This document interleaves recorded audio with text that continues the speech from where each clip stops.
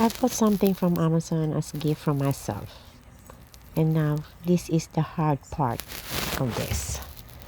Trying to figure out how can I assemble this. Now I'm looking for the instructions, and now I found out that it's all written in Japanese. There's no English.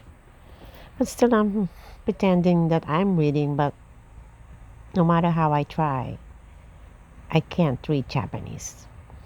There is a picture, but it's so small and I can't read. So just get that thing back and figure out where to insert that.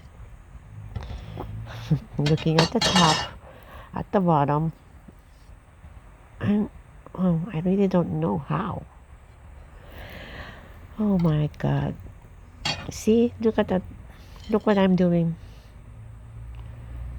So now I'm thinking about, I think I'm missing something. So I'm looking for something that I think I need